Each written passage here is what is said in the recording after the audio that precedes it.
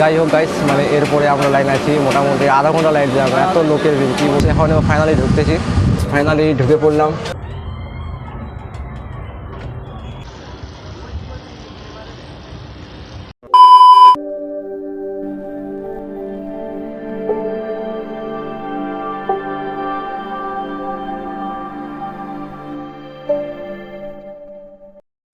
Hello guys, good evening.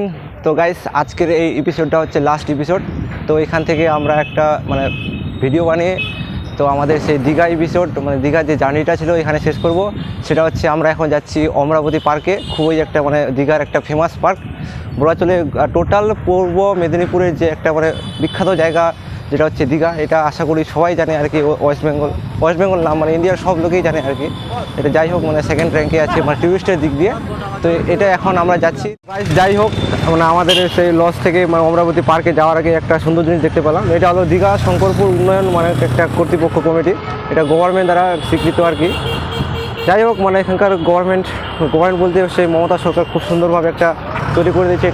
এটা sheep আকার করছে, যে স্টিমারে এবং বড় বড় সমুদ্রে লঞ্চ সিস্টেম থাকে ওই টাইপের বানাচ্ছে, খুব ভালো লাগছে আর কি। তো গাইস, ফাইনালি আমরা অমরাবতী পার্কে চলে আসলাম। এখন টিকিট কাটবো। কত টিকিট? তো গাইস ফাইনালি এন্টার করলাম।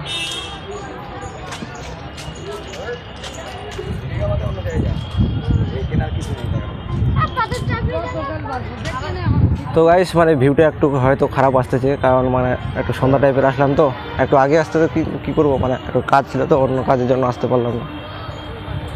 যাই হোক মানে যতটুকু মোবাইলের মাধ্যমে দেখাতে পারি এই ক্যামেরার মাধ্যমে একটু কম্প্রোমাইজ করে নিও। তো গাইস এখন আমরা এই রোপওয়েতে উঠবো। তো রোপওয়ের প্রাইস হচ্ছে কত 70 রুপি করে দিয়েছে। 3 বছর আগে 60 টাকা ছিল। তো যাই হোক 10 টাকা বাড়াইছে, খুব একটা বেশি না।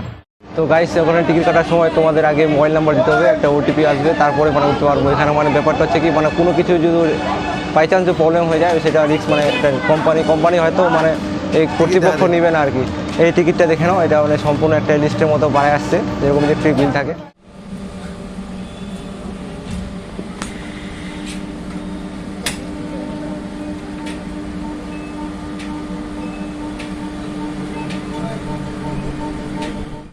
যাই হোক গাইস মানে এরপরে আমরা লাইন আছি মোটামুটি আধা ঘন্টা লাইন যাবো, এত লোকের ভিড় কী বলবো বলো। আর এমনি বেসিক্যালি সন্ধ্যা হয়ে গেলে খুব খারাপ লাগছে আর কি। জানি না ভিউটা কেমন দিতে পারবো তোমাদের। তো যাই হোক নিজের একটা উঠার এক্সপিরিয়েন্স হলো আর কি, জীবনের প্রথম উঠতেছি রোপওয়েতে। মানে ফাইনালি ঢুকতেছি, এই দাদা বৌদিগুলো বাড়ালে আমরা ঢুকবো।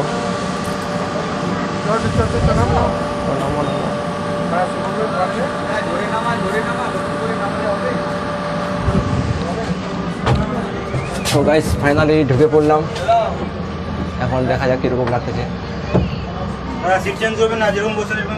হ্যাঁ, no change seat, do not change your seat in moving cabin. মানে যখন মানে চলবে এই কেবিনটা তখন মানে চেঞ্জ করবেন না, এখানে লিখে দিচ্ছে। কারণ মানে একটা ভরের ব্যাপার আছে, তো মানে একটু উল্টাপাল্টা হলে আবার রিস্ক হয়ে যেতে পারে। যাই হোক গাইস, কিন্তু অন্ধকার হয়ে গেল।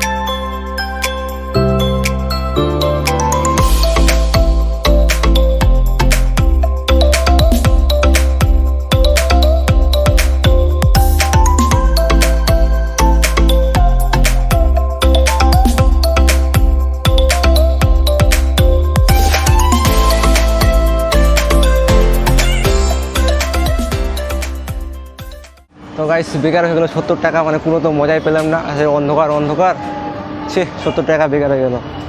এখন কী করে যে দেখাবো, এখানে শুধু জাস্ট লাইট। তো সরি গাইস, ভিডিওটা শেষ করে দিচ্ছি। বলতে পারবো না, এই অন্ধকার হয়ে গেল। বলতেছি যদি ভিডিওগুলো ভালো লাগে তো প্লিজ ইয়ার তোমরা অবশ্যই কমেন্ট করো। এখান থেকে আমার শেষ দীঘা ট্রিপ। আর হ্যাঁ, তোমাদের হোটেলের ব্যাপার নিয়ে আমি একটা ডেডিকেটেড ভিডিও বানাই দিব। Bye bye, tata.